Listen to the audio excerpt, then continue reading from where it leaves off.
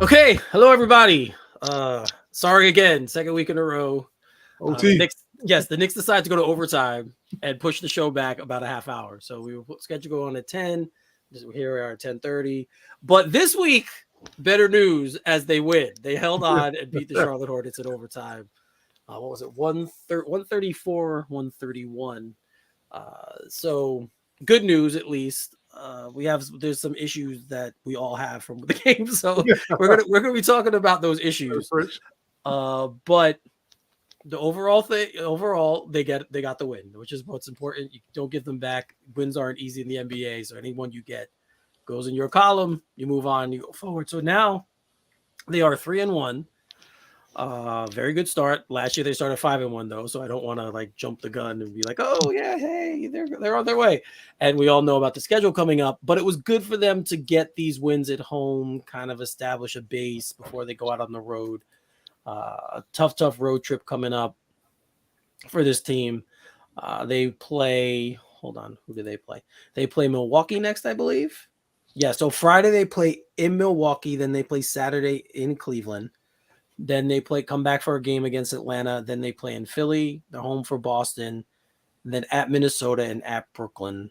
I think that's the next 7 games that's in front of them. So little bit of a rough patch. Although it's still early in the season. So when it's early in the season, these are the games you're a little bit happier you have them now because teams are still finding their way. So you might steal one, right? That's kind of the way you look at it.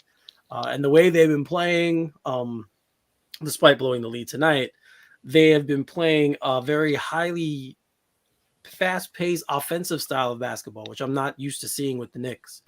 So for me, that's been a welcome sight. And of course, we have to start with Jalen Brunson, who's just been fantastic.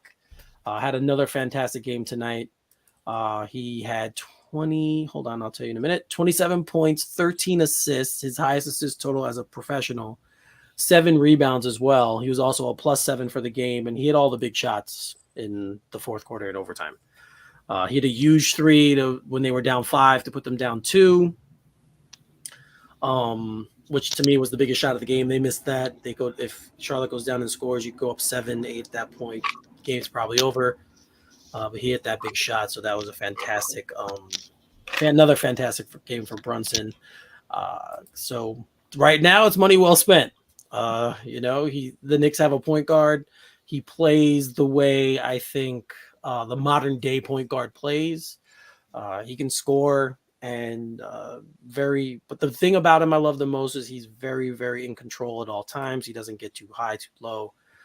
So that's been pretty damn good. So again, 134-131 in overtime. The Knicks beat the Charlotte Hornets, and they are now 3-1. So I spoke a little bit about tonight's game. Craig, I'll give you next shot. Go ahead, man. Talk about the game.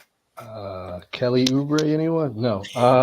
It's a game that, I mean, with respect to these guys and their craft, 3 of their best players were out, and essentially the game shouldn't have been that close, in my opinion.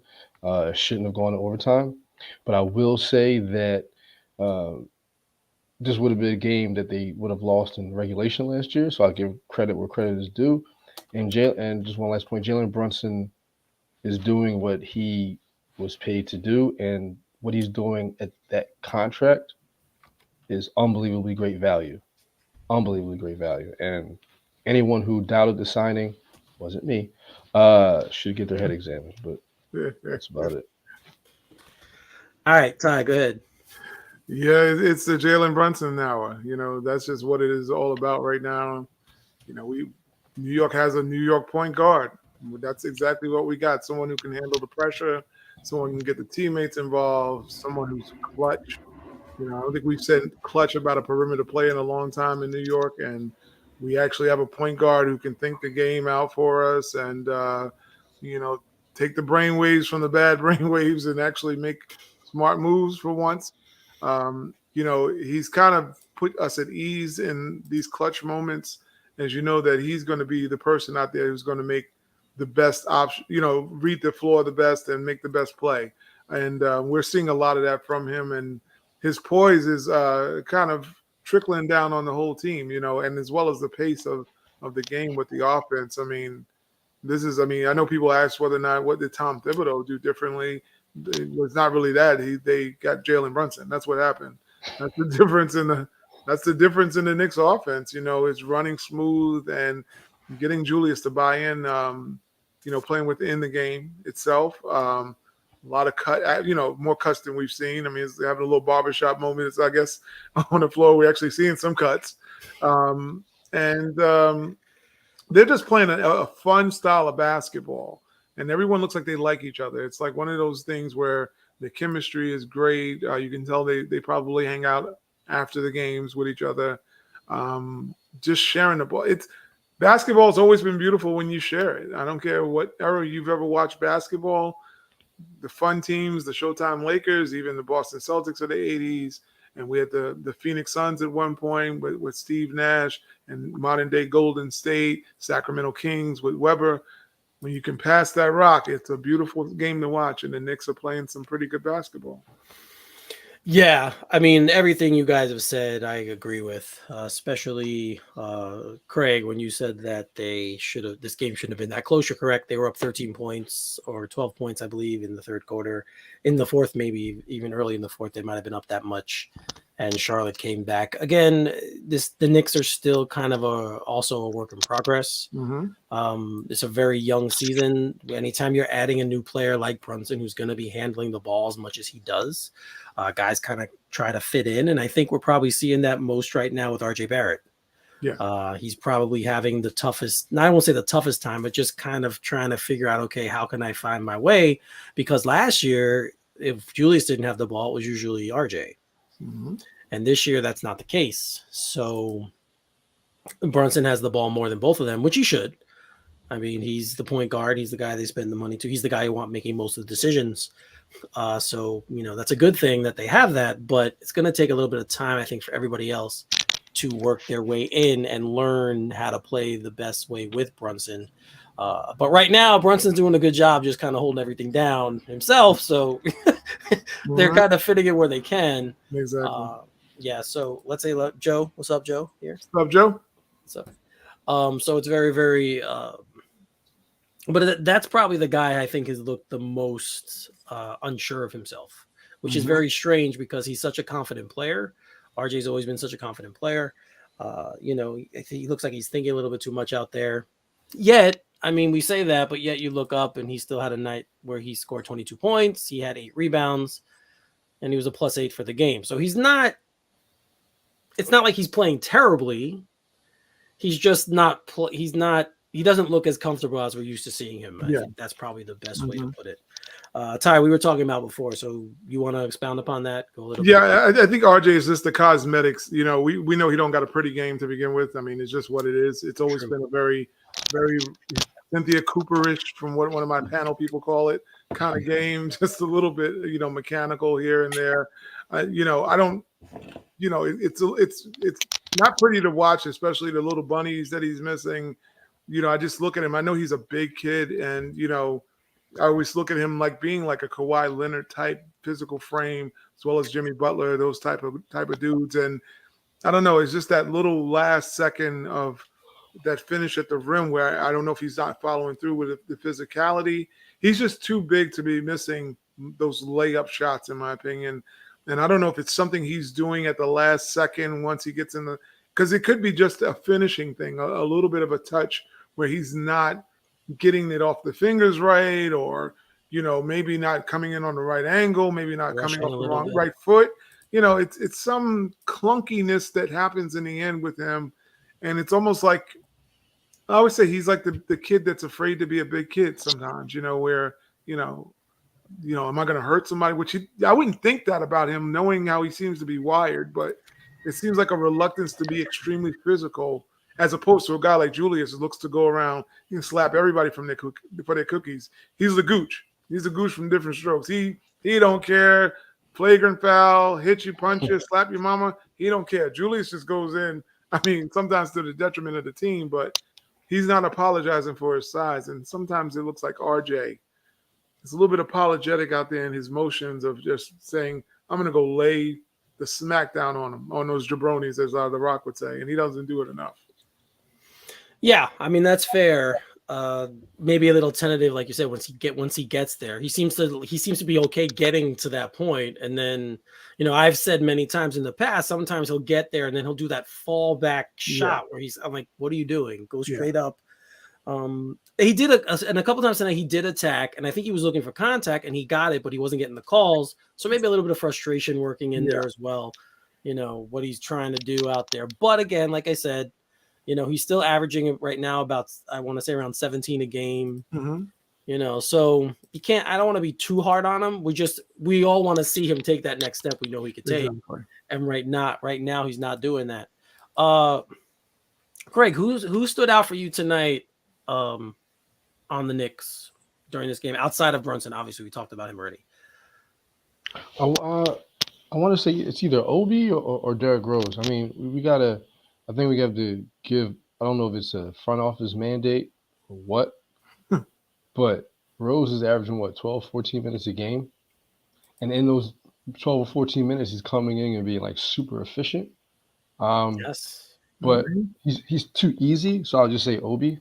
Obi coming in, hitting those 3 threes, giving the Garden a little bit of a lift, giving his teammates a little bit of a lift, and that's really all he needed, right? I mean, obviously we probably want to see him a little more, but in those moments he came in and did what he was supposed to do. So I'll say Obi, and he wasn't really getting beat defensively.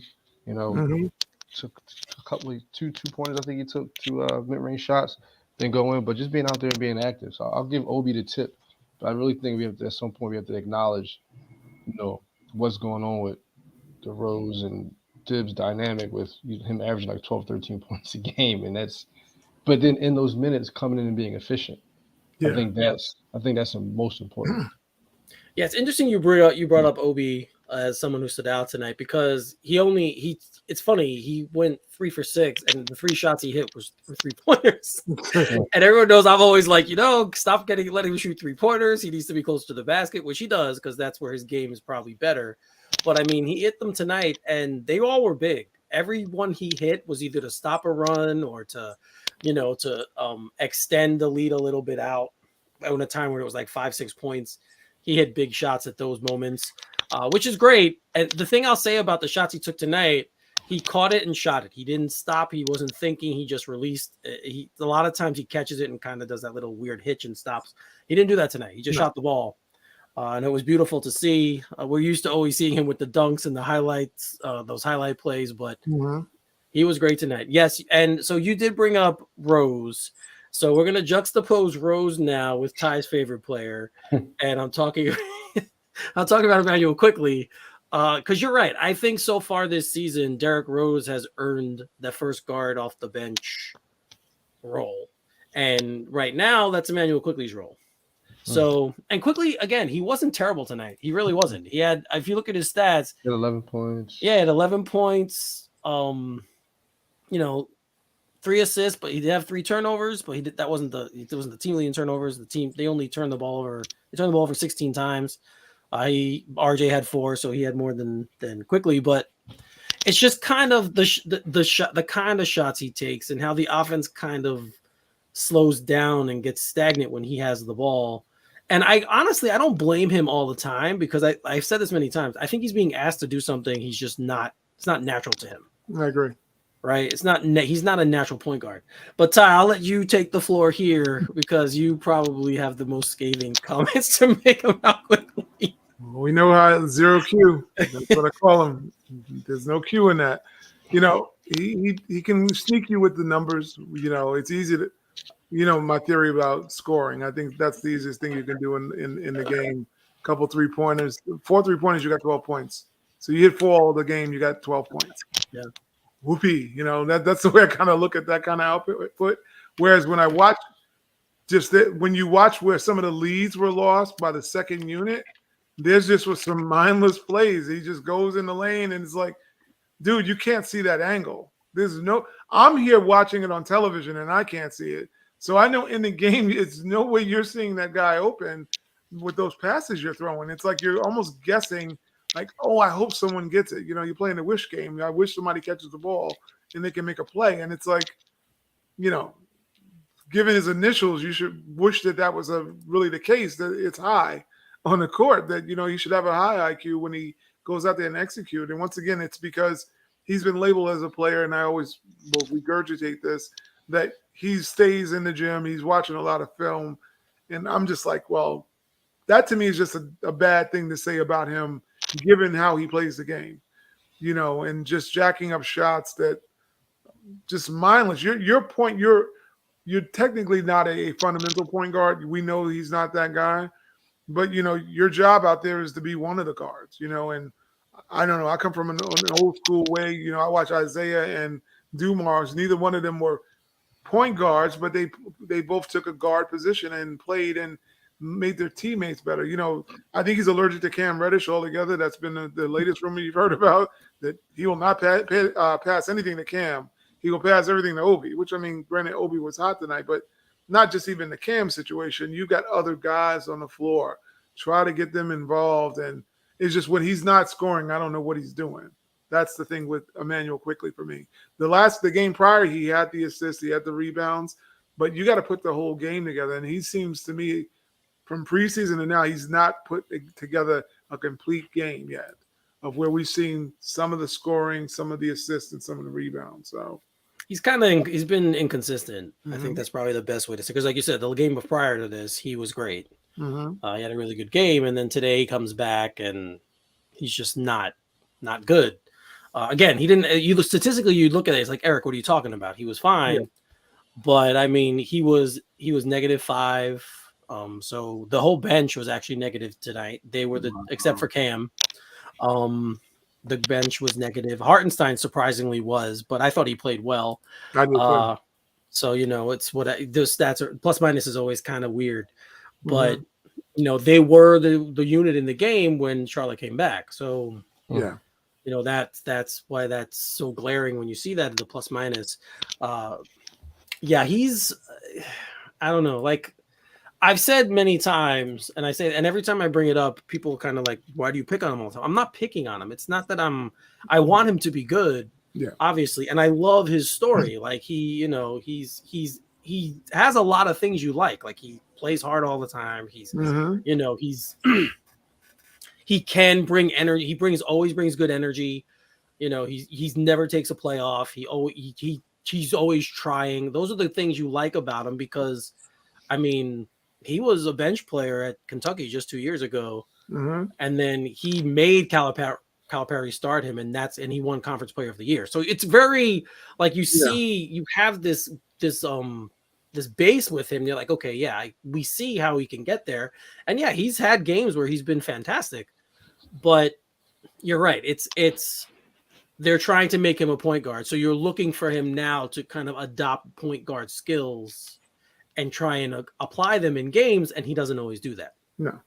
So the Cam thing, I didn't even know. That's a great point. Like I didn't even know he doesn't look. Yeah, the social media rumors is that he's allergic to Cam. No, and the Cam hive, as they call it. This is the belief, is that the rumor mill was that he got bombarded on Twitter because of his game, and they went after him being allergic to passing the ball to anyone. And especially Cam, I guess, was Cam's peoples got in touch with his peoples, and made it a point of, and he had to block people from what the rumor says. So I'm just saying that it got real to him to the point he had a New York moment, put it that way. I want to say it again. Twitter is such a weird place. And I mean it with the utmost disrespect. It's so weird. Like I already know where you're going, Eric. I'm just saying, for me. No, I'm not going anywhere. Go ahead. The back and forth on everything is just, I thought Facebook was bad, but Jesus Christ, Twitter is a whole nother quantum realm of nonsensical BS. Man. You are 100% correct. Twitter is much worse. It's a nice circle of hell. As far as I'm concerned. Twitter is it's much worse. Like I would never argue with anyone who says that, because I'm on, as you guys know, I'm on Twitter not just for this show but for my other shows. Yeah. And like news broke in that world yesterday, like DC hired a new head of, Yeah, I saw that. With James Gunn and Yeah. Peter Safran, and you would think this people would be like, oh, okay, but no, this is like a really it burns people. So yes, I 100% understand what you're talking about Twitter. It's not a fun place to be. A lot of times, especially if you're like me and have put takes out there before in your life, and then people have like death threats and want to kill you for saying you don't like a costume that, a Batman suit, or you don't like the car, or literally that was me. You should have came at there. or for Star Wars. Yeah, Star Wars is the worst. Like I have gotten death threats for Star Wars takes, and I'm just like, guys, that just amazes me every time I hear that. Yeah, so I didn't mean to divert from the topic. Sorry. No, you're totally correct. I think you're correct, though. Yeah, 100% correct. But you brought up blocks, and we have to talk about Mitch Robinson because he had 6 of those damn things tonight. Yes, sir. And he has. I still want to see more rebounding. I still have an issue with how many rebounds he gets. A guy as athletic as him, I think, could average 10 easily. But man, when it comes to playing defense and anchoring the paint, he's one of the best guys in the league. There's no question or doubt in my mind. That we were kind of last year. We were kind of like, should they sign him? Should they keep him? We all were kind of like, I don't know. Especially because of the injury stuff too. It's only been 4 games. He looks really good so far. He looks like he's learned ways to not take those crazy falls that he used to take. Right?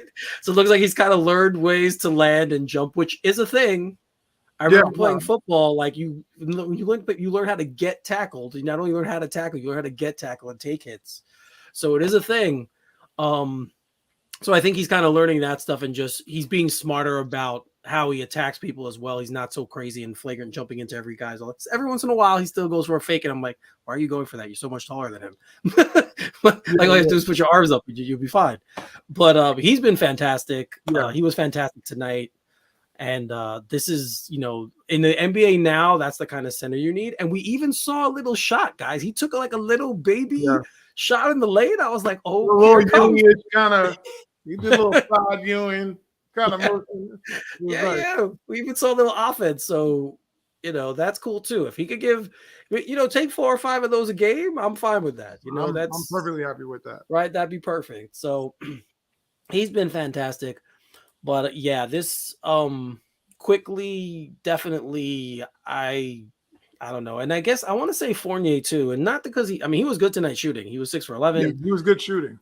Yeah, 6 for 11. And he wasn't just taking threes, which pissed me off. He always usually just takes threes, but he was taking shots like mid-range shots as well, and a floater every now and then. So I'm like, this is the Fournier I remember watching before he came to the Knicks, a guy who could do a lot of little bit of everything. But man, his defense tonight was really bad. He plays defense with his hands, man. Yeah, that's why he gets a lot of steals. Like he does get a lot of steals. Yeah, like last year he led the team in steals. But it's because he gambles, and when you're gambling, you're not a good defensive player. Like that's the old adage. Like if you have a lot of steals, it doesn't mean you're good defensively. It just means you take. Yeah, he is. It is. He's definitely would be better suited as a guy off the bench, a shooter off the bench. In LA. All right, Craig, speak on it. Go ahead. No. I'm just you're picking on the guy. I'm being a smart butt. Okay. You said LA. I'm assuming the Lakers because they don't have any shooters. So you're probably talking about him. Yeah. Who would you take in return? Russell Westbrook. Well, salaries might not match. That might be a difficult thing. I'm just being weird, man. Happen. I'm just being weird. I'll put it this way: if the Lakers weren't 0-3, right? I could see them trying to figure something out, but it doesn't matter who they trade for now. I think their season's over. I'm sorry. We're gonna get into some around the league stuff, especially rumors that Ty has been hearing. He wants to share. I want him to share those with us because I don't even know these. Like he's throwing these at me. I'm like, what the hell? Where are you finding these damn rumors from? I'm not even hearing them, and he's coming at me. So I want Ty to talk about that. But yeah, I kind of am with you there on the Lakers. If we're going to talk about the NBA as a whole, I said it You know, they're a mess. Like they are such a mess.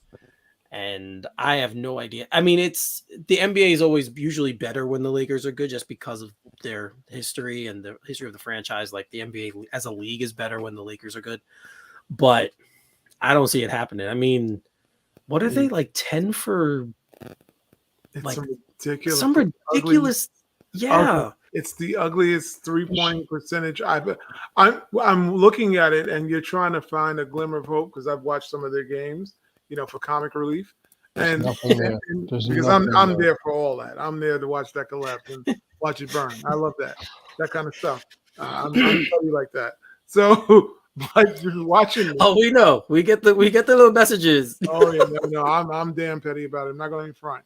But it's like so funny watching, you know, for me, it's always about, it's like the free throw thing for me in the NBA. It's like, you can't get to this level and be a bad free throw shooter. To me, that just blows my mind. Yep, I You've agree. gotten all the way to this level.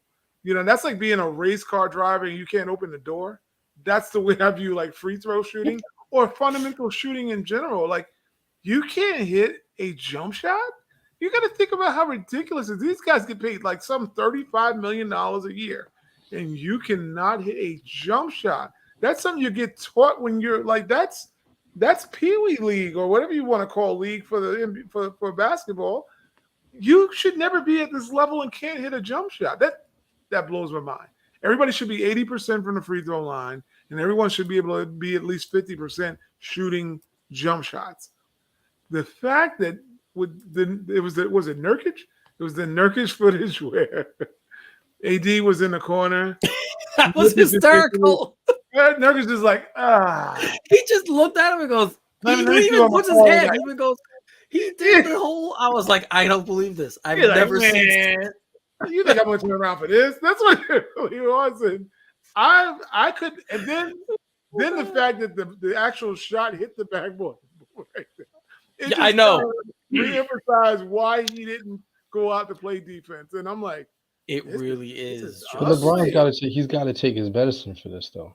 You had a chance. Of course. You had a chance. You had a chance to get DeRozan, correct? And you somehow end up with Westbrook. And according to DeRozan, he was going to go there. He was there. They even had the trade done originally for Hield, right? They had that Hield trade done originally. Yeah, for Hield. Which would have been much better because he makes so much less money than Westbrook and he can actually hit jump shots. So yeah. So and they had that trade and he was like, nah, we need to get Russ. And part of me wonders, I mean, I don't know if they're friends. I'm assuming they are. And a part of me wonders if that's part of it for him. Like for LeBron, him and Russie me being friends. Yeah, because they came up in this a couple of years ago of them drinking wine. Right, so they came up in this AAU age where they all played with each other, and like you build all of these relationships, and you know it could be just that he just wanted to play with his friends. And I mean, for LeBron at this point, I get it because I mean. You can say he has stuff to prove, but he's not going to, and I think he knows that. Like he's too old now. Anymore, in my opinion. And he knows that, like in his head. So he's kind of like, I'm just trying to, you know, have fun, still get some money, play a game I love to play. Because you can even tell in his post-game conferences now, he doesn't look upset. He doesn't look worried. He doesn't look like he cares that much. He's just kind of like, yeah, we're not a good shooting team. What do you want me to do? That's what he said that one game. He's like, I know we're not a good shooting team. He's like, but I know we could play defense. I think he's kind of I think he's conceded to the idea that he's there to pass Kareem. Yeah. And keep rubbing elbows with Hollywood's rich, you know, and influential people, you know, keep making the barbershop, keep making all these projects. I always thought LA was more about his retirement plan than it was about basketball retirement. I don't think that he in that bubble, that Hubble bubble, as I call it, the Hubble bubble. It didn't. I think that alone just made people say, "Oh, he's won his fourth." Come on, that was a garbage. That was garbage, as they call it. That was a garbage championship. Let's just put it where it is. You know, you had 4 months to recoup. People forget that the greatest thing about the NBA, you know, during the finals or the playoff run, is how many games you actually got to play and avoid being injured. The endurance, you know. The NBA is a marathon. It always has been. It's not a sprint. So giving an NBA player 4 months off, yeah, that saved his. That allowed him to be one of the better players. And AD, obviously, it preserves him. We know he's got to be bubble wrapped every 5 games. So I just think he's just conceited with the idea that, and I think they all have. When he brought wine to the sideline that 1 year, that to me was just like saying, look, I'm not here to play basketball. Yes. So we heard, and I shared this with you guys because it was yesterday. I went and listened to it today. You heard it, right? So I shared this with you guys yesterday. Alan Hahn, who we all that's the reason why we're sitting here talking, by the way. We all met each other through Alan Hahn's old Knicks Shout out to Alan. Well, shout out to Alan, yes. He said on his radio show that there have been these whispers around, like behind the scenes, that he's hearing from people that LeBron might come here. Oh God! Want to come here? God. Now I bring it up because you see, I'm laughing. I don't take any of it seriously. I don't know who's saying these things, and even Alan was like, "Yeah, it's just kind of talk. Like it's not, it's not going to happen." But there have been people behind the scenes. Now, I can only see it for one reason. If he wanted to try his acting career, maybe on stage. Oh, God, no. Well, he's doing it on the NBA stage when he faints, so he's got that down pat. Oh God, please no. No. So that's the only thing I can think of where he'd want to come to New York, because we love New York, but we're you and I, Ty, we grew up here. We've lived here most of our lives. Craig likes it. I don't know why. He just likes it. So wait. So, which I love that he likes it, because it's a great city for me. I love the city, and when I didn't live here, I couldn't wait to get back. So that was it. But for what he wants, the weather's better in California. He's a Hollywood guy. He has a business. He has a production company. Everything that you would think of, you'd want is there.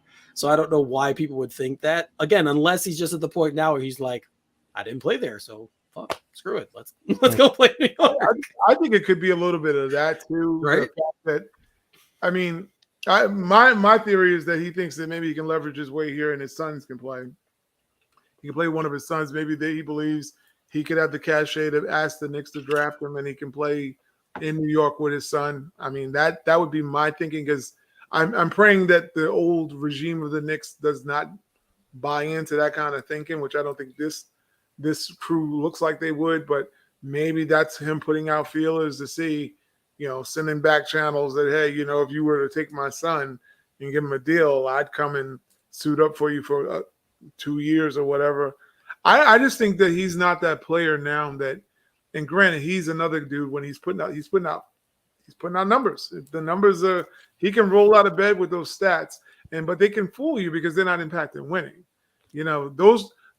That at this stage of his career, that 25-7-8 is not the 25-7-8 of 5 or 6 years ago, right, where when he got those points, it impacted. He was like, he's going to win the game.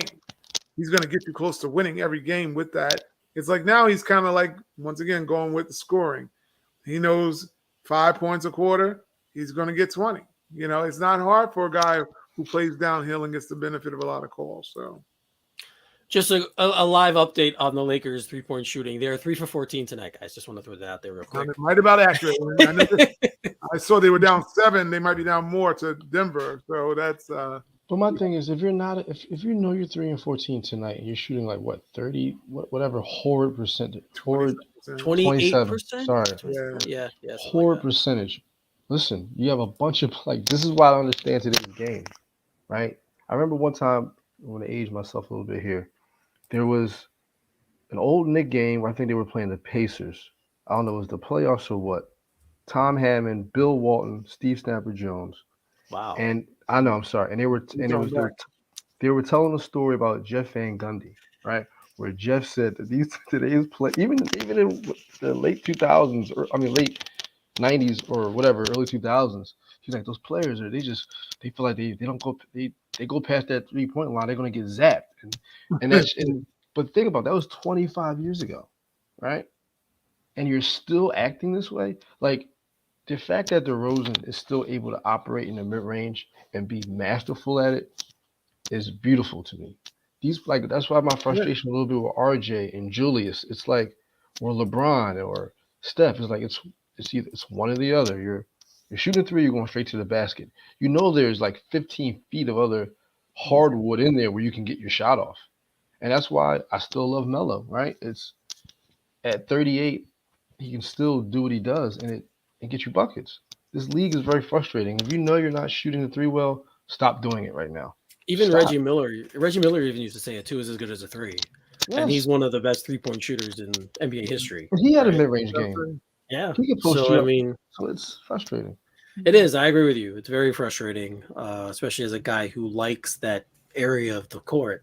When I played, I liked playing in that area of the court. So, it's something that you don't see much anymore. The game has become, like we say all the time, either a dunk or a three, and that's it.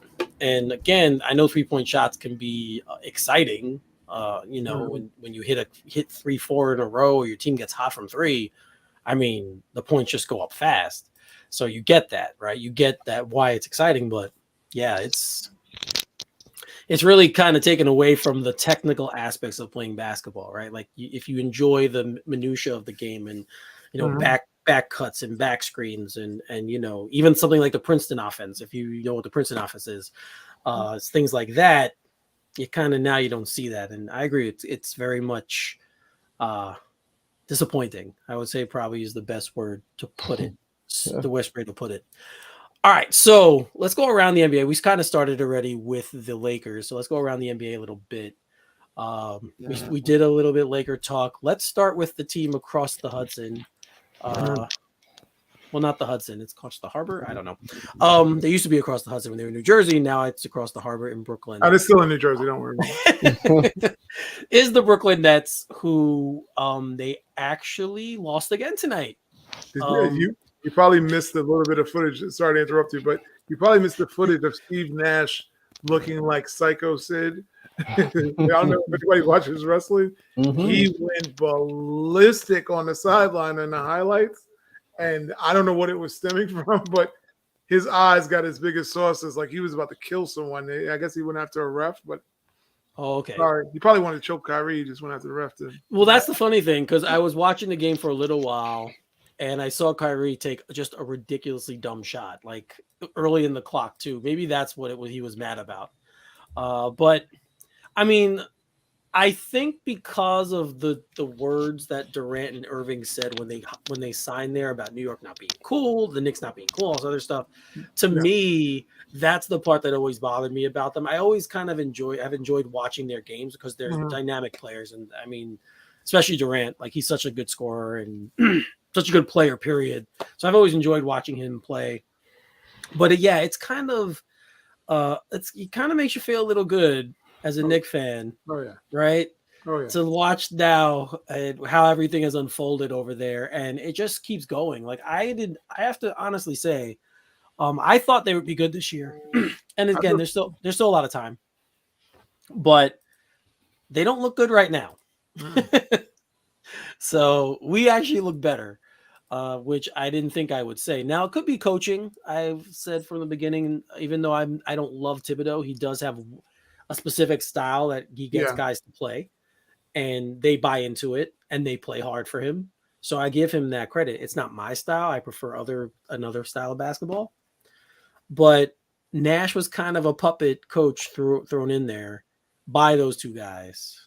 And I'm not mad at him for it. I mean, he took the job. Hell, I would too, But, I think it's just kind of, we're kind of at that point now. You're kind of just watching for the next thing to happen. We're just waiting for the next thing to happen, right? Even Ben Simmons, he wasn't bad tonight. He didn't take a lot of shots, but he does what he does. He had 9 rebounds, 5 assists. 2 steals. He played his normal floor game, but he only took 7 shots. So, I think Ben works better if Kyrie's gone. In my opinion, I think if you paired him with Durant, and maybe you get another 2 guard to kind of play off of Ben, just let Ben be the ball handler. I mean, if you want to make sense of it, I mean, he's the no one's trading for him. Let's just put that right out there. No one's trading for Ben Simmons. Then I don't even know. Philly must have laughed their whole way home sending that guy to because nobody's gonna. They're stuck with him. Like I mean, we get on Julius. They're stuck with Ben Simmons. No one's trading for what they don't know. He's such an unknown mentally, more so than anyone around the league. And the Nets would benefit trading Kyrie. I know they don't want to do it. I mean, the big thing is like, it's like caving into him. But I don't think you can worry about their emotions of Kevin Durant right now. If you want to start winning basketballs, Kyrie has to go to make way for at least Simmons to blossom, and maybe him and Durant can catch a little fire and do some. They're not going to the finals anytime soon. Constructed as is with the coaching and the players the players that are the leaders of that squad. It's not going to happen. Yeah, Craig, you're the most petty one when it comes to the Nets. So go ahead, give us a little thoughts on what's going on there right now. I don't know. I mean, honestly, I can't believe about this. I kind of feel bad, I guess, man. I don't know. I mean, well, I watched that clip you were talking about the other day, Ty. I'm sorry, it was you, Eric, where he said the Knicks. I grew up watching this. I grew up watching that. The Knicks just aren't cool, and that's gonna bother people. Even if the Nets won 2 championships since they got there, right? Knicks fans and just people in New York, period, just probably wouldn't care. They wouldn't care because they're petty, and they're also not going to care because you can't. As bad as the Knicks have been over the last 20, 25 years, sans a couple playoff runs in there, the Knicks are always going to be cool, right? There's nothing that you can do to not make the Knicks cool. And for him to fix his mouth to say that kind of seemed like he was playing to his audience, the podcast that he was on, and then his Nets, and then kind of rubbed it in it. Because, I don't know, he's just a weird dude, great player, weird dude. But at the end of the day, it is what it is. They're bad right now. That doesn't mean 10 games from now they won't be the best team in the East, right? Because anything can change. It's like that's how the league is, right? So I'm just taking it in stride, taking it as it is. I'm not going to rub it in Nets fans' faces because, I mean, there's nothing to run it. There's nothing to rub it. There's nothing to rub in. Talent-wise, all 5 of them. All five. Yeah. But I mean, they have paper bags over their face. All 5 of them. I'm working on me. Okay. That's good. I like that. It's good to work on yourself in life, realize your flaws and limitations, and try to challenge yourself. I'm with you there. I like that. Myself. Speaking of flaws and limitations, have you guys seen any of the Stephen A's World stuff? No, I've not. No. I so basically what it is, it's like the Manning cast. Have you seen any of the Manning cast from Monday Night Football where Peyton and Eli kind of talk? It's that without the Mannings. It's Stephen A. Smith, who's never played NBA basketball. The good thing about the Manning cast is both those guys have won Super Bowls and we're great quarterbacks in the league. Yeah, we don't have that with the Stephen A's World. It's him and whoever he has watching the game with him. And today he had Jalen Rose, so I guess it's okay. Jalen Rose played in the NBA. He was an all-star once, I think. Obviously member of the Fab Five, so Jalen at least knows the game. At least has someone there who knows basketball. Even though his takes are crazy to me too, but that's besides the point.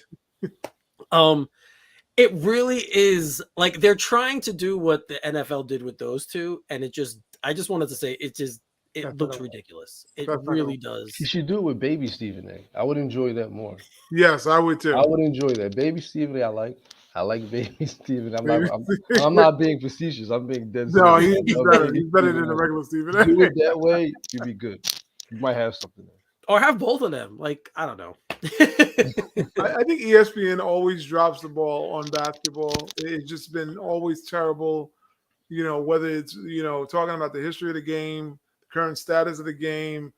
They just slurp up certain players ad nauseum, and, they've made it about – it's really been about LeBron for a long time, and then maybe it's about Steph now.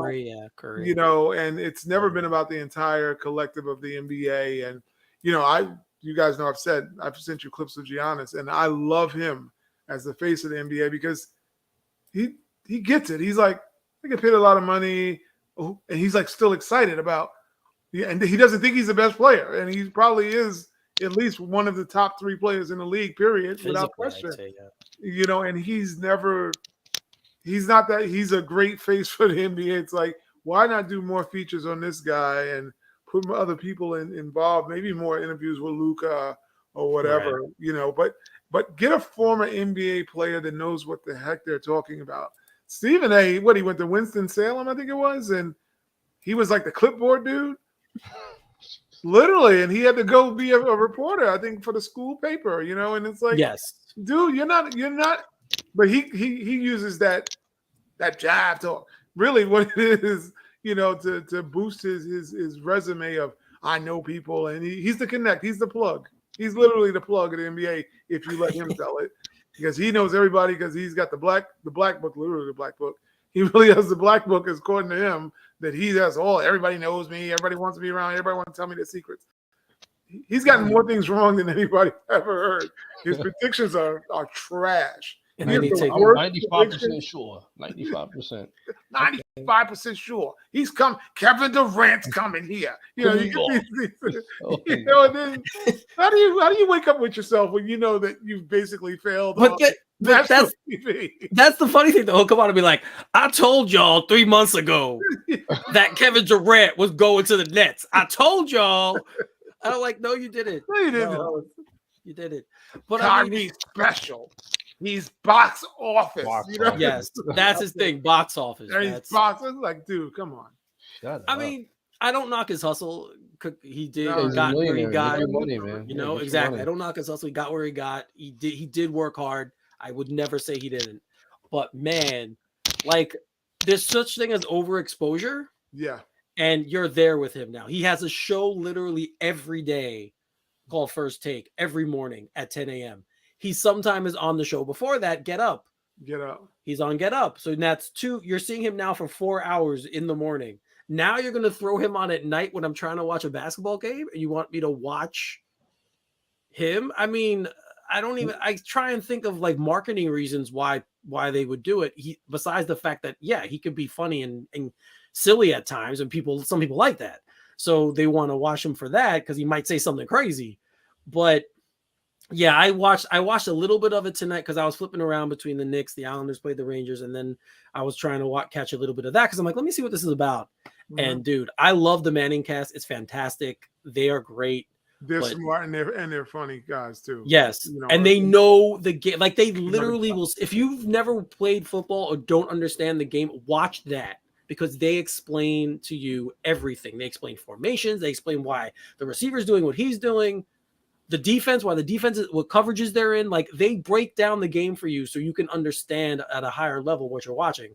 This is just 2 guys in a room, in a living room, chilling, eating whatever because they have like a bunch of snacks behind them and stuff. And then, yes, comment. It literally was terrible. I didn't want to spend too much time on it. I wanted to ask if you guys had seen any of it. No, yet, I haven't seen it. But ESPN has. I'm sorry, I didn't cut you off. ESPN. No. I'm sorry, it's a failed product. It's trash. I mean, unfortunately, they have the kind of the monopoly, right? Because I don't really watch FSN. I can't watch, you know, New York stuff, right? So I have the I'm not watching Comcast, the local affiliate. I'm not watching it. So I'm kind of stuck with ESPN, and sometimes if it's like I said, if it's not football or a game on, which I usually watch on mute, mm-hmm. or a basketball game, there's nothing that they offer me except for maybe like the 30-30s, which I don't know what they're doing with that now. It's just there's nothing there. All their personalities are trash as far as I'm concerned. The analysis there, I mean, you would think somebody like Richard Jefferson or Vince Carter would really offer something, but they're not. And that's very frustrating to me. I don't know. It's not the same ESPN when I grew up, you know, in 8th grade, going to my friend's house and he's got SportsCenter Top 10 on, right? It's not like that anymore. It's just bad. It's a bad product, and they know they have a bad product. They won't admit it. Yeah, there was some young lady that was on the other day, and I'm going to try to be total line in how I'm saying it with this regards, but I'm going to be as direct also. You know the stereotype that women don't like no sports. you know, and that whole stigma that, oh, girls don't know the game and they're just put up there to be pretty. Well, she was that person, unfortunately, because she was trying to hold a conversation about the game, and you just felt like she was there because she was nice looking. She was a minority, a double minority, and she was trying to talk shop, and she had no clue. It was embarrassing. I turned from it because I'm like, you were not supposed to be in this arena having this conversation. It's a difference if it's like Molly or, you know, Joy Taylor, like they're in the sport, you know, they're sports heads. You can tell like she came there to talk sports because she maybe was articulate and she fit the statistic on what people might want to look at on television.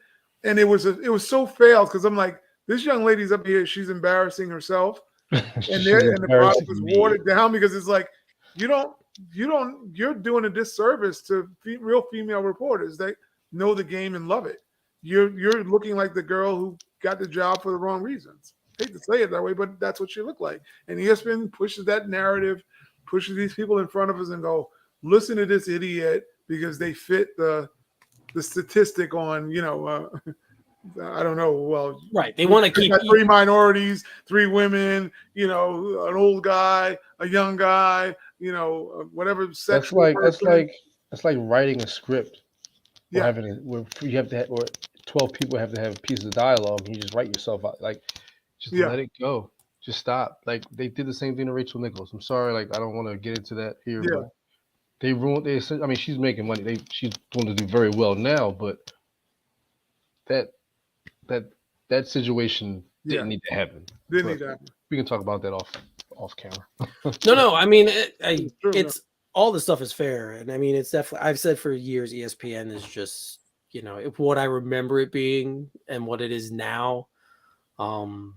You know, they oversaturated all the things that made it work, so now it's just sickening to watch. Like it was fun when you had Stuart Scott doing a bit, or when you had, you know, back in the day, you had Craig Kilborn, or you had Dan Patrick and Keith Olbermann. Like you had those guys, and they were kind of crafting Chris Berman. You had those guys who kind of crafting what the station was going to be. That was cool and that worked. But when you have everyone coming in just trying to be an imitation of that, now you're starting to push it to a point like, you know, be yourself. Don't try and be them. Be yourself. That's what we want. That's what you should want. But that's not what it is anymore. They just want to keep as many eyes watching them as possible. And whatever focus groups they have, I mean, that's what we see. So I don't want to go too far down this rabbit hole because it's a topic we could talk about for hours and hours, literally. That's for sure. But I do want to talk about the Portland Trailblazers, who are 4-0 in this young season, and Damian Lillard is playing ridiculous. Man. Seriously, he really is playing the best he's playing the best basketball that I can recall. I mean, and he's been great, but for a long time. But last year with the injuries, I thought maybe he was going to kind of start taking a tilt back to the norm. But he's saying, "No, Eric, I'm not. I'm here." He's averaging 33 points per game. It's 5 assists. Super efficient. He's shooting 50% from the floor and 40% from 3. Wow. I mean, literally putting up. Again, it's only 4 games, small sample size, but that's all we can go on right now, and he's been fantastic. I think he's looking. I think this is going to be his run at an MVP. I think that's what because right now he's not. I don't think they can't win a championship. So I think this might be him saying, "Let me try to be the best player in the league and let people notice it." That's the only Portland's going to get attention. I mean, not being funny, I've watched Portland. I like Portland, but they're not going to get the national attention unless he puts on one of these epic, you know, career moments. And he's capable. I mean, he's capable. Yeah, and I mean, Anthony Simons is playing well too. I mean, you brought up Nurkic before. I think he might be leading the NBA in rebounding. He's averaging 12 rebounds a game so far. Yeah, like they're playing fantastic. And it's kind of the team I always thought he needed. It's kind of the team I always thought a player like Lillard needed. Like, you need guys around him, but let him be the scorer and do all that stuff because that's what he excels at. The Iverson. Now, right, the Iverson type. They Right. kind of are. They kind of have a team now very similar to the Philly team that was built around Iverson. Mm-hmm. So, I don't know if defensively they'll be as good as that team because that team just had a bunch of They had some dogs on that team. defensive dogs. I mean, they do have Justice Winslow, who's fantastic defensively. They have him, but they also have a guy like Jeremy Grant. Like, they have guys around Dame who understand their roles and they know he's the star, and they don't have a problem with that. Mm-hmm. And he seems like a guy that you could be that way too. Like, every time I've seen Dame Lillard, I always thought he's very respectful, good guy. I could play with him, be fun to play with him. So, yeah, but I just wanted to bring them up because they have been fantastic. Ty, I know, you're a fan. Like, you actually love Dame. I love Dame. Dame is that dude. I mean, I would have loved for him to be on the Knicks. Not at this stage. I mean, you got to worry about injuries, and we're not playing for a championship. But, man, I don't know what happened, why we didn't get him that year where he could have been gotten. I have no – man, that's why this team, you want to strangle him sometimes. You get nightmares because that's the guy you would have did whatever you had to do to get into the Garden, then figure it out afterwards. Because even when looking at a team like he has now, he's capable of carrying a franchise with just some Rough Riders. So, and him being in the Garden – he deserved this kind of platform, not because we're Knicks fans, but he deserved a big market, where he could just be on full display. He's not gonna cower from the lights. He would have been excellent in New York. So, but I'm a big fan of Dame. I wish he was playing for a championship somewhere because that's really the thing that's missing. That dude puts on a show. When he's lit, that's a hell of a show to watch. Yes, he's one of the and Portland's one of the teams I want to bring up. The other one is the one Craig keeps reminding us about, and that's the Utah Jazz. So Craig, talk about Utah, man. What's going on there? Danny Ainge messed up, man. I gotta pull up the record right now. He messed up, man. He's probably kicking it. He has to be kicking himself right now, right? I mean, I don't know the pieces. I know it's still early, obviously, but it's like, dude. I mean, they're balling. They're balling, though. What I say the last time? If all they needed to win is 20 games and they're out of the lottery. Yeah, 3-1, man. 3-1 right now. I mean, it's still early, so I'm not going to get too crazy. But Danny Ainge has got to be sitting there like, what have I done? Well, I mean, I don't think it'll last. What does it matter? But that's 3 more wins than they probably needed. Right. And they're getting opportunity. They're getting great play from guys who were lottery picks. Mm-hmm. I used to joke about Larry Markkinen before the draft, before he came out. I used to tell you guys, oh, he's a good player, but we had KP at the time, so it would have been weird to have both of them. He's the own KP too. Right, yeah. But I used to say, I like his guy, and now we're seeing it. He's healthy, he's playing in Utah, he's leading them in scoring and rebounding. Oh, no, not just scoring, because Jared Vanderbilt, a guy who's just came out of nowhere, he's leading them in rebounding. They got Walker Kessler in the trade. Remember, he's one of the guys they got in the trade from Timberwolves, right? And he's leading the team in block shots, right? So you're looking at a team now that has a veteran leader at point guard in Conley, and a bunch of young guys he's kind of leading them, and they're following his lead and directing them, and they're playing well. And yeah, man, this team. You're right. It's early. There's a lot of season left. I don't expect this to continue, but I would not be surprised if it did. I mean, Colin Sexton was the big jewel of the trade back from Cleveland. Obviously, Markin has been better, but he's not even starting. So he's coming off the bench. He's coming off the bench. Yeah. Oh, got they got their 6th man, so to say. Yeah. Because he's that bucket guy. I mean, they got Jordan Clarkson's probably moved into the starting lineup, I would guess. Yes. So they got players. I mean, and Beasley, they've got some guys that if you take them lightly on the wrong night, what if they leave? What if they leave in this 10 game 7 out of 10? They go 7-3. Utah's not in the lottery because that's a team that's going to start, believing in themselves. It would be poetic. Chef's kiss. It would be great because you did all that. No, never mind. But I think it would be good. it's just due if it happens because the NBA needed to fix this issue of, being able to just, I mean, for the fans alone. I mean, not that I care about Utah like that, but it's like, but as a fan and a consumer in New York, I wouldn't want my team to sit there and just, say, oh, come pay this dollar amount for this ticket, and we're not going to put a good product out on the floor. Right. And of course, we have to talk about one more team real quick because there's a guy who always gets hurt yet got hurt yet again. I'll talk about New Orleans. That wasn't his. It wasn't. You're right. Yeah, it wasn't his fault. It wasn't his fault. But it is just like bad luck again, right? Like, yeah. He's already blown up 20 pounds. He's already got. Yep. Right. Like when that's one of the scary things, and it's the thing we always talk about with him is once he gets going, he can't stop. Like he's not a normal sized person that he's very quick for his size, super athletic. Yes, all that stuff, but he's still 275 pounds ish. And if 275 pounds is going one way, they're going to keep going that way. Like it's hard to stop and pull back.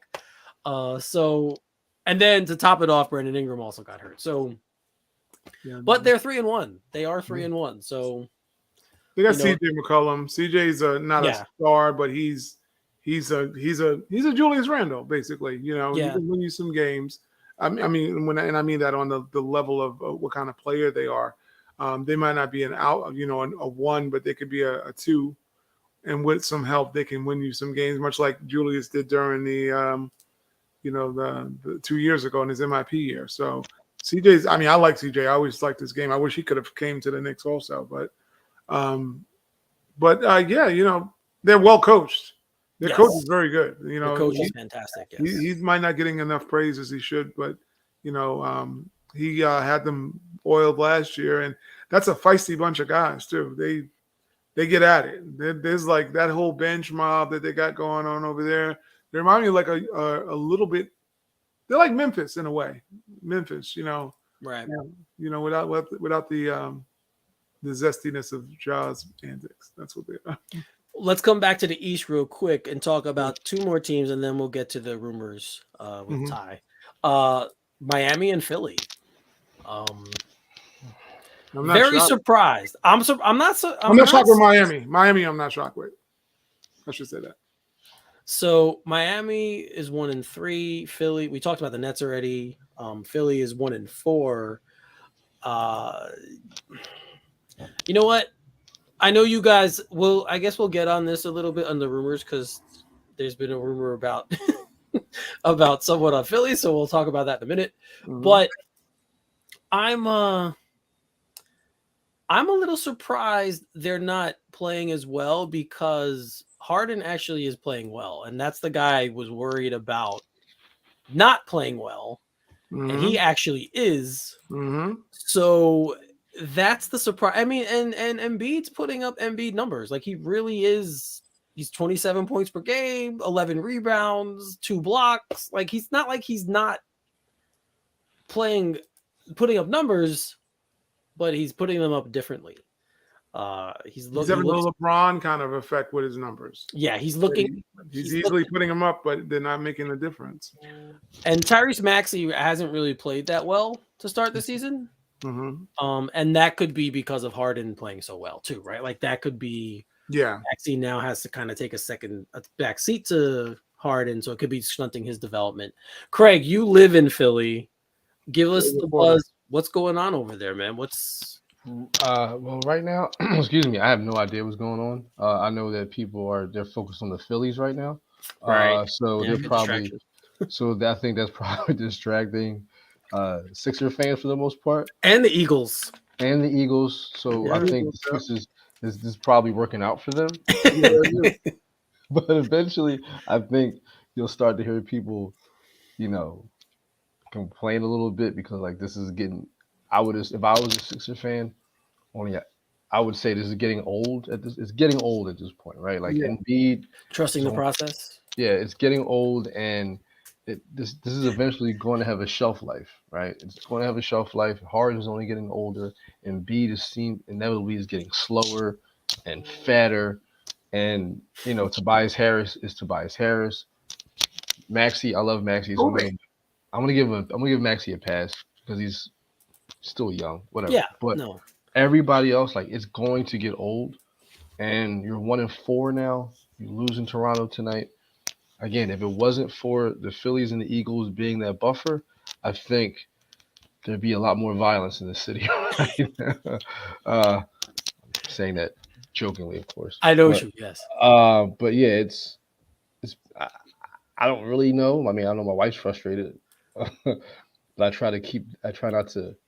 I want Well, I want good karma, one, because I don't want to crap on the team and then my team out of being trash. I'm trying to have good karma, and two, right. I don't want to get into a debate. You're working on yourself, like you told us before. Yeah, I'm You're working on me, man. The power of me. The power of me. Woosah. Whatever. Yeah, man. That's they. They're kind of been a little bit of surprise. I mean, again, it's so early in the season. They could, like you said, they could win. They could go off on a win streak. It wouldn't be surprising to anybody, if they did. But I've always I got called no love for Miami, though. I could care less. But that's the team I'm out the surprised window. at. I'm not surprised by them for some reason. I never. Jimmy Butler's a good player, but I thought he was their only player. I don't see his game being the kind of game that he's going to. Well, when Jimmy's playing this way, I mean, it's two factors. I'm going to bring up the guy that Craig loves, but also about the fact that you got Jimmy Butler, who's probably a 1A or B, in my opinion. This ain't a knock against him. I just think that he's not on that superstar elite tier. I think he can be that guy on your team that you can throw everything at, and he's going to give you everything he got in the house, and he can win you some stuff. But I don't think he impacts a whole team with how he plays. So we go back to the move that they made. That was the error, was getting Chunky Kyle Lowry, Chunky the coach. chunkster. The chunkster, he was washed coming almost out of Toronto. And then you're going to go throw this bag at this dude like he's the answer for your chip. No. And Bam's a hell of a player. I mean, who doesn't like watching Bam? But Bam shrunk a lot. When he got into the clutch moments, he's not that dude. He's a Mitchell Robinson, probably better. He's maybe a little bit more than Mitchell Robinson. Yeah, but that's what I'm saying. I mean, like his role on a team, he's going to give you a lot of everything, but can he give you the scoring you need? Because he has to be one of their three scorers. I mean, to me, in my opinion, he's their best player. I think he is too. Right, and I think they need to realize that he's their best player. I think that's the bigger problem over there. And I love Tyler Hero too. I think the kid's he could play in New York and own New York because of the way he plays the game. Like, I love Tyler Hero's game, but I don't think you can run an offense through him. I don't think you can make him that guy. He could be like the 1A or the 1B. When the A is there, he's good.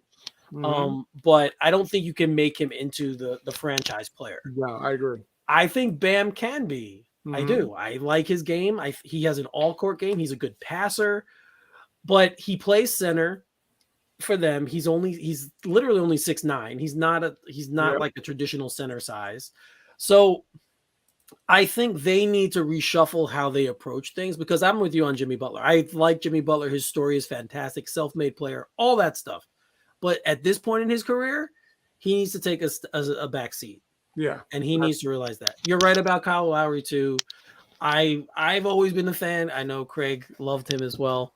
But I've always been a fan from way back when he came into the league. I've been a fan of Kyle Lowry's.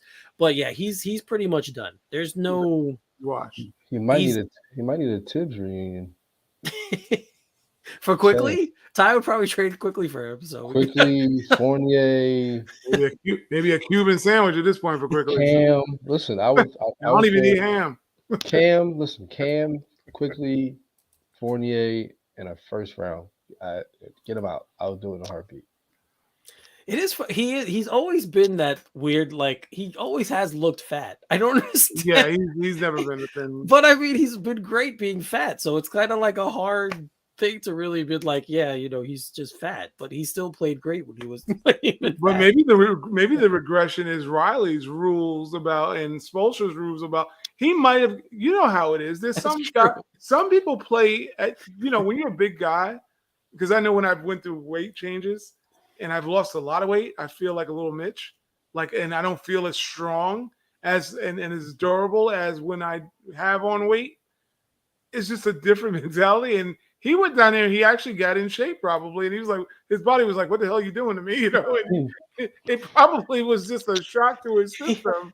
He was eating some sprouts and stuff, and he's like, sprouts, I want a Philly cheesesteak. And now, he's down there eating well and it's not working out for him. Very well, he played at those. It's like any athlete. You play at the weight that makes you comfortable. I'm just saying he might be one of those athletes that he got in shape and he got worse. Yeah, I agree. I think he's very much he's 36 years old. I mean, he's not like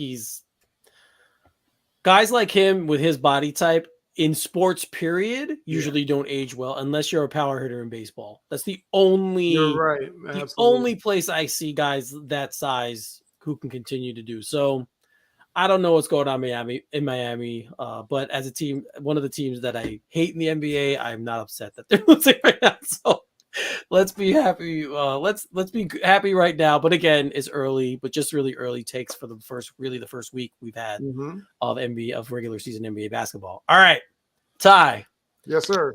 We're gonna go to you now. You're gonna hit us with the rumor mill. What's going on around the rumors that you've been hearing, and Craig and I will riff off of them. Okay, well, let's start in the hometown of the homie here, Philadelphia. Yes. Starts with the processed meats. That's what I call that whole thing about the process. And processed meat does spoil and it doesn't have a great shelf life, which is what we're seeing now in Philly. Everybody wants an Oscar Mayer, right? Anyway. Well, the rumor mill is about Joel Embiid. We watched him in one of the one game that I watched, and he flat out, in my opinion, quit on the Philadelphia 76ers and the fans and Doc Rivers. He did not want to be out there. So as that happened, I was like, well, he obviously quit. Does he want to be in Philly? Well, it wasn't much more time after that. We started hearing rumors, and I think it was Bill Simmons who actually reported this rumor that he believes Joel is trying to angle to I'm coming home. I don't know how that's supposed to work because he's not from New York, but let's like Cameroon or something. Yeah, Cameroon via Manhattan, he's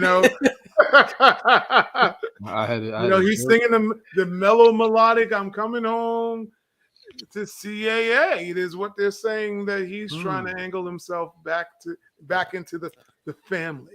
The La Familia, the La Costa Nostra, whatever you want to call this clique we got going on in New York. He's not even from Kentucky. He didn't even go to Kentucky. I don't know. What's Kansas? But he's a Klein. He's a Klein, I believe. He's a Klein. I'm not only the Klein, I'm the president. That's what Biggie said. He's apparently a part of this, and he wants to come to New York. Okay, so Craig, again, since you're the Philly guy here, any kind of rumblings? Did your wife heard something? Maybe the only reason she's heard is because I brought it up. The rumor. I mean, I wouldn't, as a Knicks fan, I wouldn't be upset. But who are you trading? Like, who you giving up Richard Robinson? I mean, I don't know. You'd have to. But it's just like, God, do I want to see that? Unless he would feel energized and get in shape and all that stuff. But do I really want to see that? I don't think so. Because the minute he stepped foot on the floor, he break his foot. So I don't want to do that. Yeah, I'm kind of there with you on the injury thing. He's been great for injury wise for so many years now. Yes, we would trade for him and he would get hurt the first game. I'm sorry. But I have to consider the source here, and I kind of talked about this with you guys yesterday in our chat. Bill Simmons likes to do this. Yes. This is something he's very provocative and he always includes the Knicks. It's never another team. He always throws the Knicks name in there. He's a Boston guy. He's a Celtics fan. Big time. I think he likes to gas Knicks fans up and play with our heads every once in a while, and he'll throw stuff out there like this all the time. When you told me this rumor, Ty, I was kind of like, that makes no sense whatsoever. Yeah, no, I don't see how that's gonna work. But yeah, this one I'm gonna say total made up in Bill Simmons' head.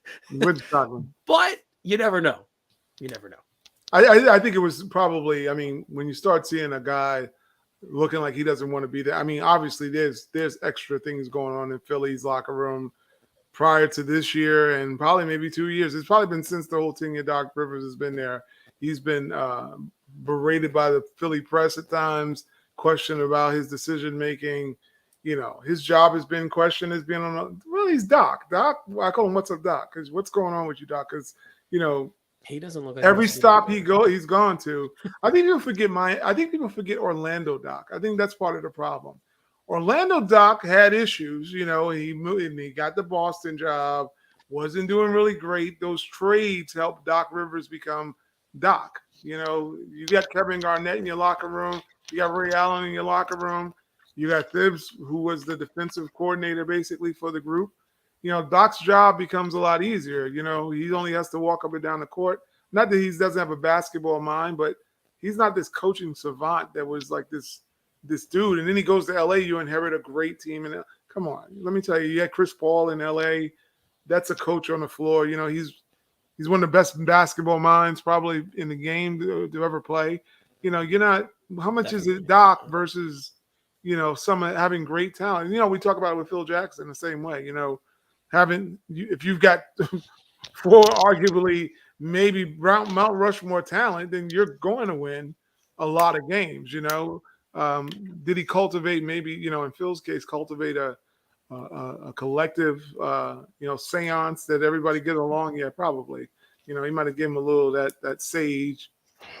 I'm gonna light my candle right now. So that Colorado sage. You probably give him a little bit of Colorado sage. Yeah, light it up. Light it up. Be it a Snoop Dogg. All right. Okay, so Noel Embiid for us because he's not coming here. No. All right, next. What's the next one? The next one we heard was the rumblings of Jaylen Brown from Boston. The biggest thing was that he kept coming up in a lot of the rumor mills as far as, came up in trade rumors, I should say, initially regarding Kevin Durant.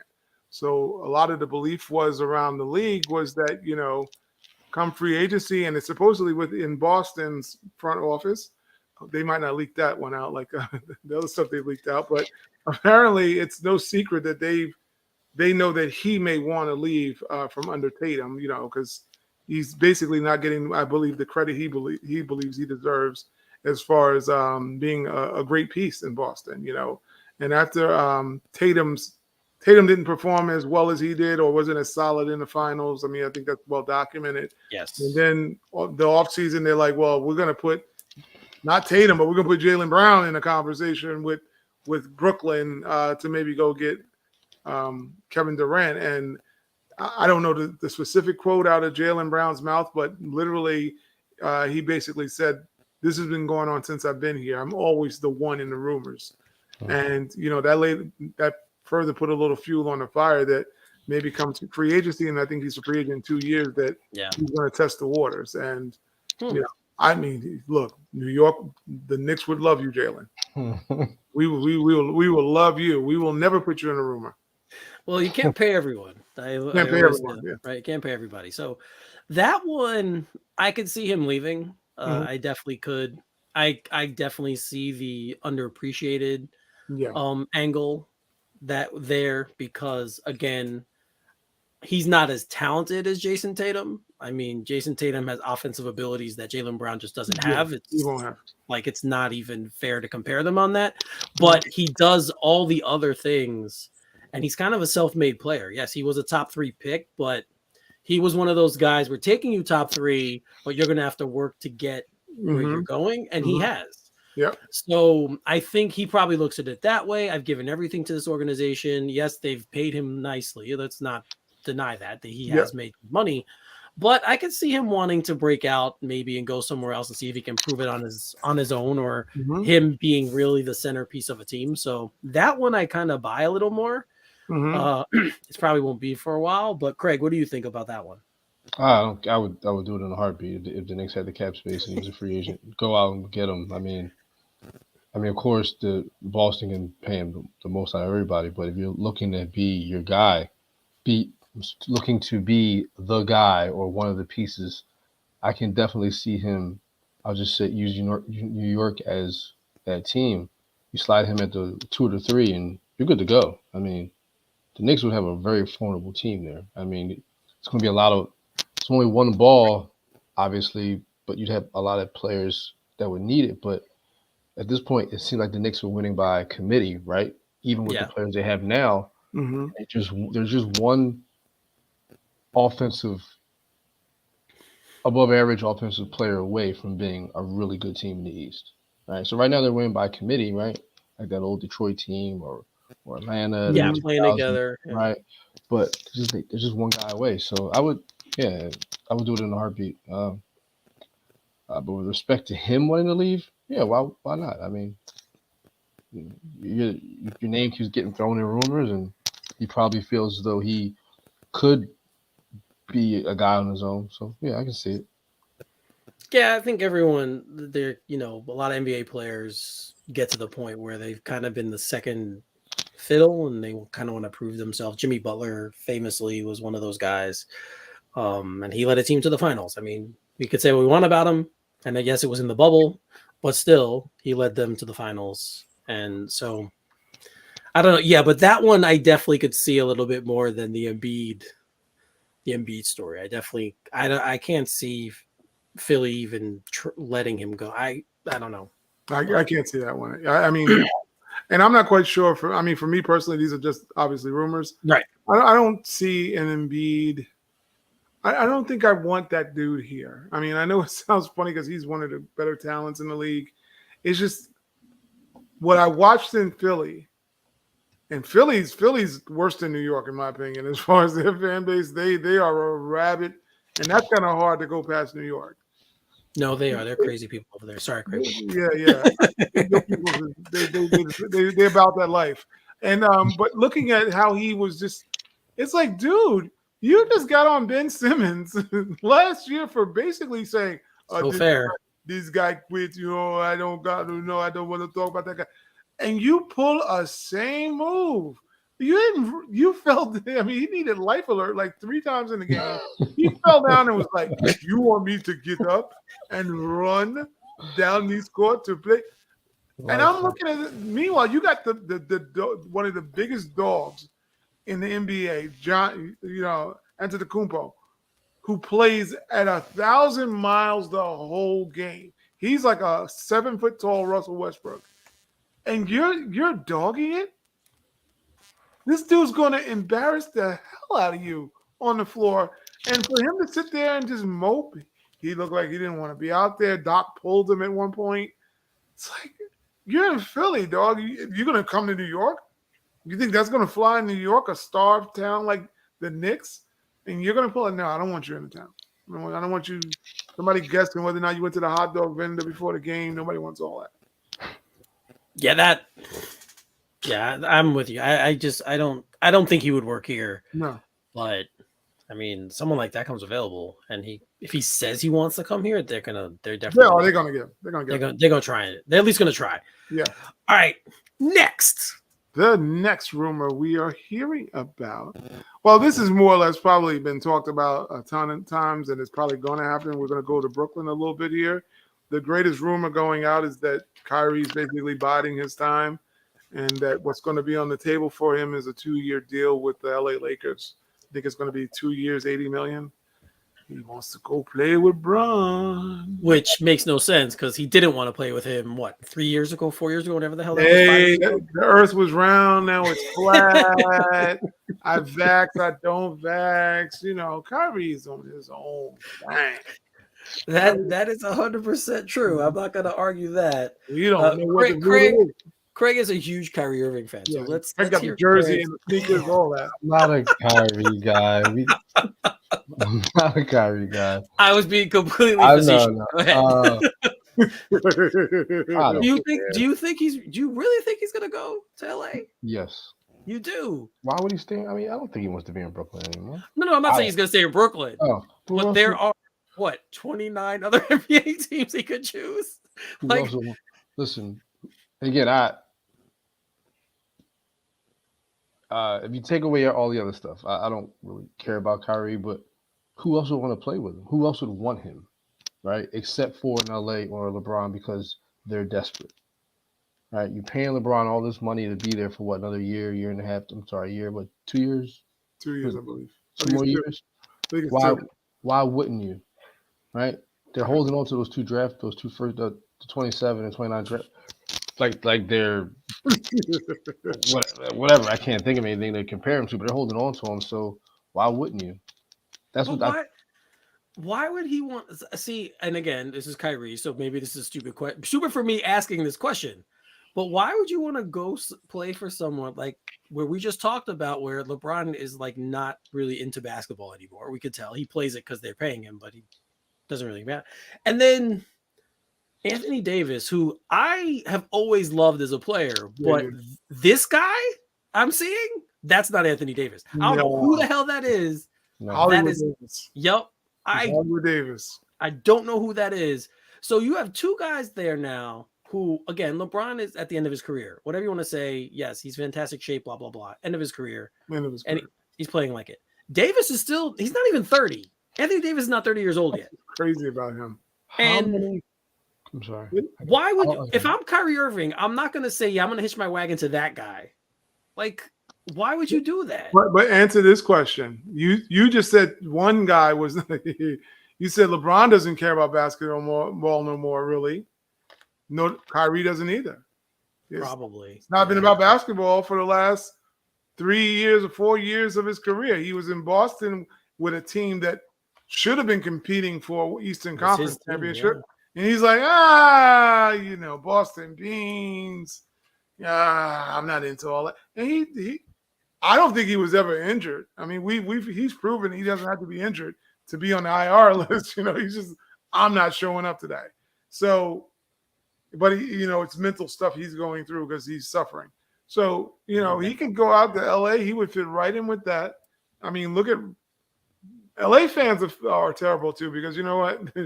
They basically took their homeboy Russie and they're like, whatever, we're gonna rip you apart. It wasn't like Russell don't give an effort out there. You got LeBron, who plays very lazy defense, and AD. If the weight, you want to put the weight anywhere, it should be on Anthony Davis, really, because he's the guy that you've been waiting to ride to be an MVP candidate, and he never has been. All right, I'm going to highlight something real quick for everybody to see, for you guys to see. So there we go. Kyrie was asked about Ben Simmons. It hasn't played in 2 years. Give him a chance. I just wanted to post that up real quickly to share with you guys. So, hey, Kyrie might. So Kyrie not playing in 2 years. So maybe Kyrie wants to leave for the Lakers eventually, but right now he's going to bat for his supporting Ben Simmons. Good for you know what? That I actually think that's cool. I think that there's the Onyx song, All We Got Is Us, about people. It's called Evil Streets, I mean, it's called All We Got Is Us, I think it is. But that's all they got is what they have. It's true. Like if anything, this should be them against the world kind of bunkering down.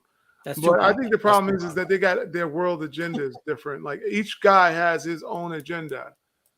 And they play basketball together. And I think Durant just wants to hoop. He don't want to do nothing else. That's true. He just wants to hoop, say what you want to say about him, whether he's ashy or nappy, whatever you want to call him.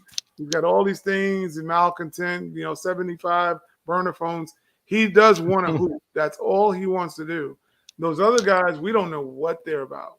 We really don't know what Kyrie's been about since he left Cleveland from LeBron. We don't know who this dude is.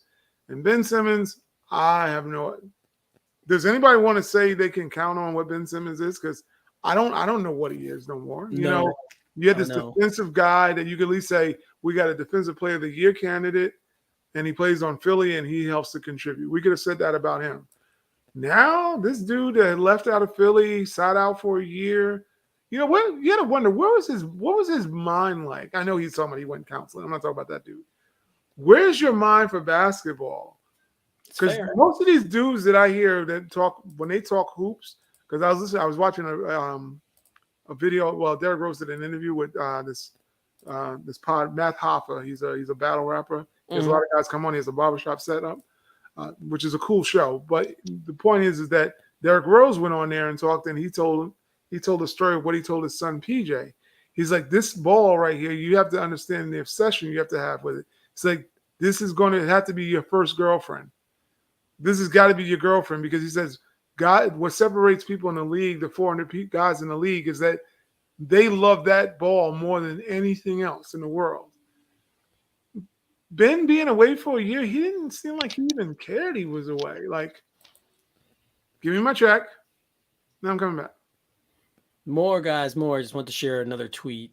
Mitchell Robinson. It's a Block party. So the Knicks are feeling good about themselves. I like that. I like it right now. That's good.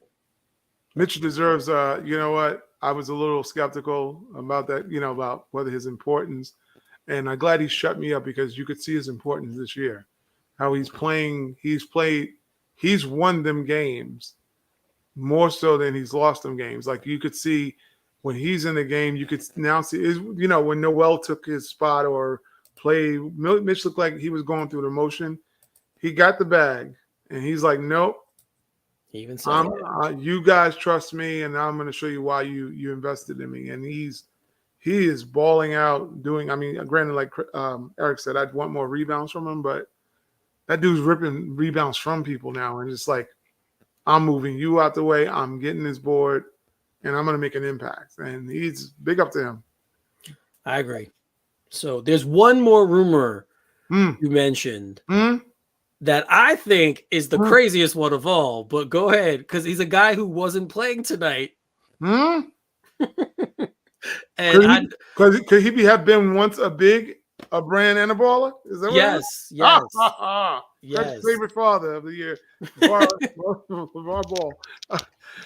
The other rumor was about LaMelo, not to be confused with Carmelo. Ball not being happy in Charlotte. And if we trust that rumor, we know that LeVar for the longest time wanted all his sons in New York.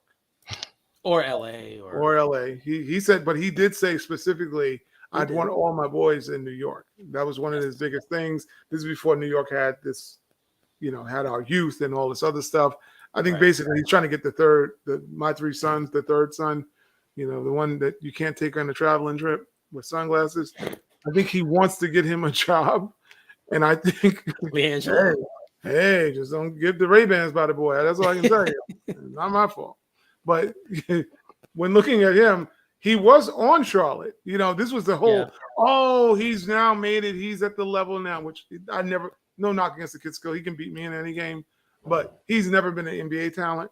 I don't know why anybody, I think it was to pacify maybe LaMelo. I guess Jordan has to kiss a little butt, because Charlotte's not good. They're not going to attract anybody in Charlotte. You never hear anybody says free agency, I'm going to Charlotte. Nobody's going there. Nobody's going to Carolina. It is weird, because it's actually like people are going there, because everyone seems to be moving to the Carolinas now, South and North, whichever one. But NBA players don't seem to want to go there. The college, the college, college. You think about college basketball, you think of North Carolina. It is what it is. And dudes are like, nah. They want to go either where it's warm. They'll opt anywhere but North Carolina. And that's very weird. Like you said, why would you, not being funny, a large percentage of the NBA is African American. You would think that they, it's not like we're not in the house down there. And they're like, nah. It's like, nah, that's all right. We don't want to go North Kakalaka. We'll go somewhere else. So it must be a lifestyle issue that may be down there. I don't know. It's very sleepy. Very sleepy. Very sleepy place. Yeah, I've never. An older cousin just retired or semi-retired there, and it's like it's nice, but sleepy. So. Wow, that's an interesting description of. I've visited twice, but I've never been out, to know what the full atmosphere. I was just visiting family, so I don't know. But Like That's I a nice- haven't been there to hang out since I was in college. So Yeah. that's a long time ago. And of course, when you're in college, you're hanging out with college with college people. doing So college things. doing college things, right? But these guys are pros, and maybe they like to hang out with college kids. I have no idea, but at some point, even that gets a little bit old. So this one, though, like I haven't heard this. So when you said this was a real shock to me because I was like, yeah, I have not heard that anywhere. Yeah.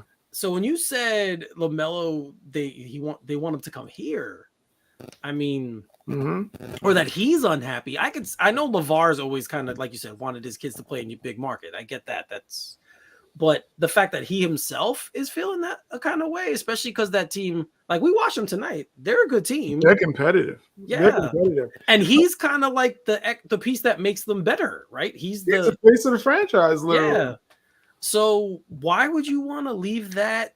Maybe it's the LA kid in him. You know, I mean, he's from that. You know, I mean, much like us. I mean, I think most New Yorkers we'll complain about the taxes, we'll complain about the weather, complain about a lot of stuff. But what we will also say is, because I hear from all my people that don't live here no more, that's from here. You know, you can't get an egg sandwich nowhere else. Shout out to Jesse. Go ahead.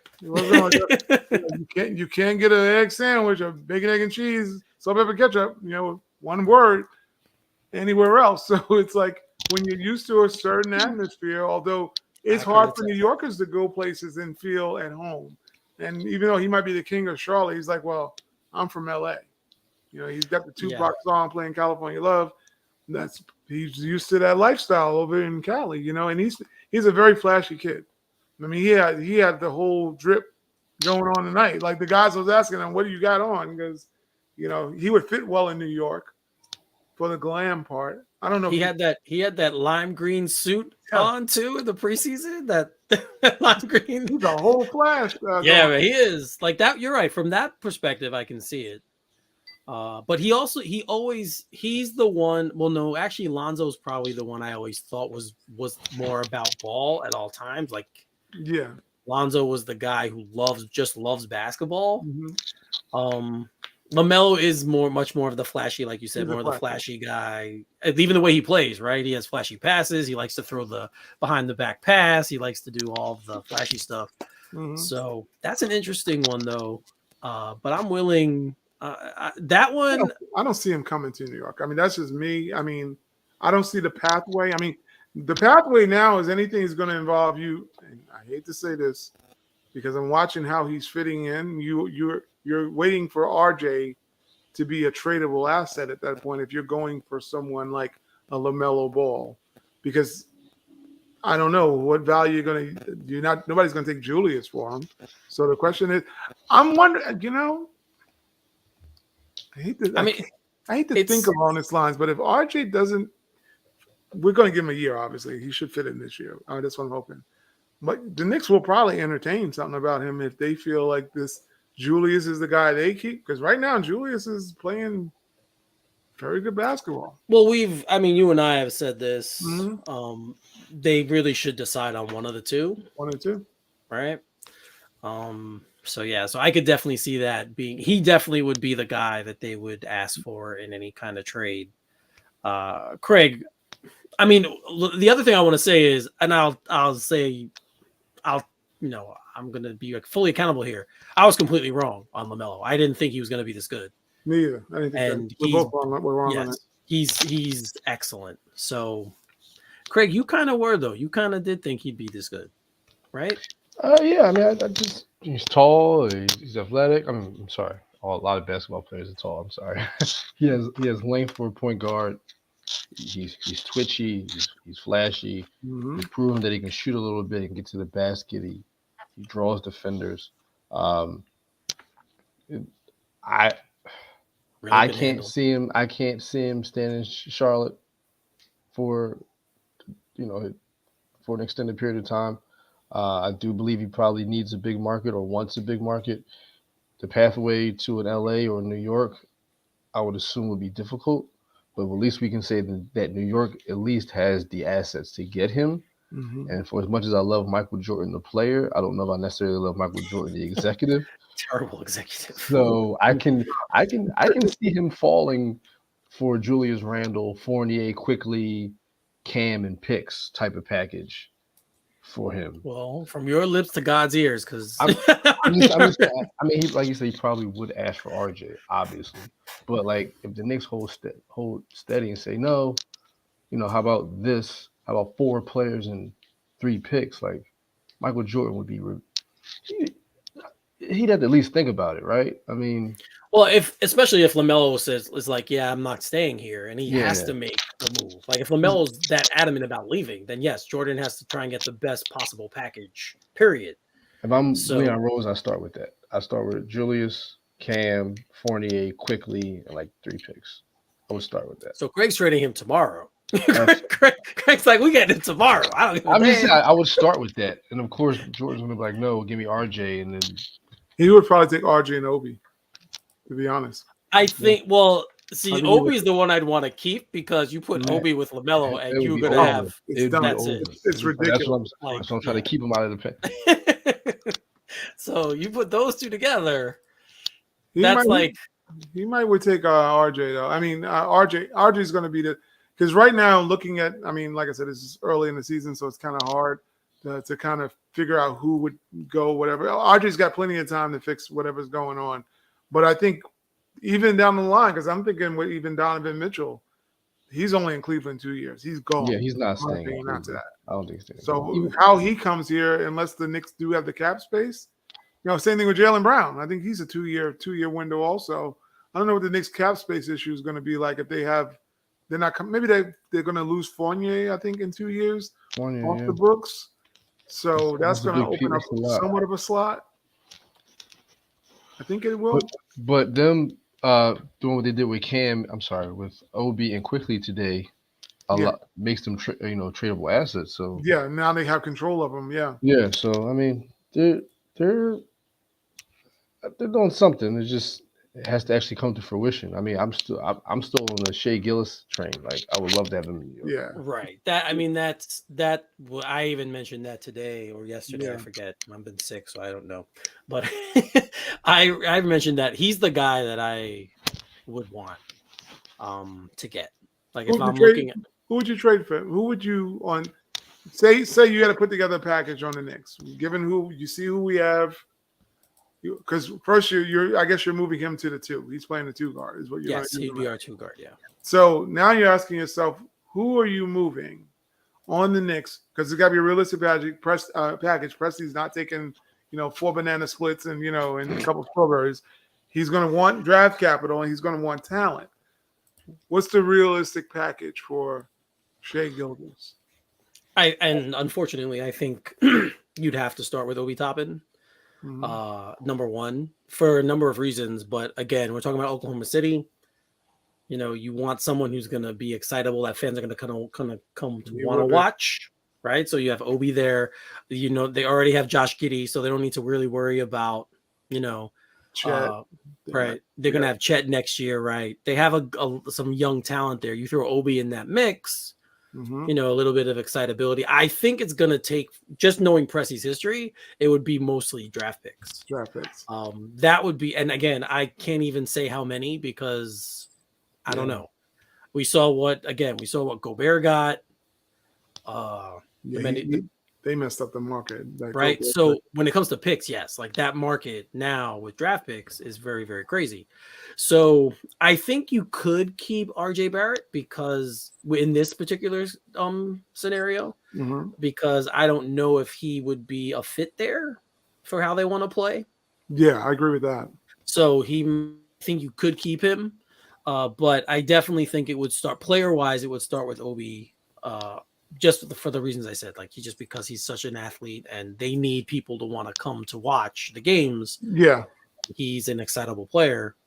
You could sell him, you can pitch. And again, they have Giddey, so they have a great guy. A guy's going to get him the ball, going to get him lobs all day. They have players like that. So you put him with Chet going forward and, you have a little something there and he's under contract. I mean, he'll be under contract for 3 more years, I think they control him, or 2 more years, 3.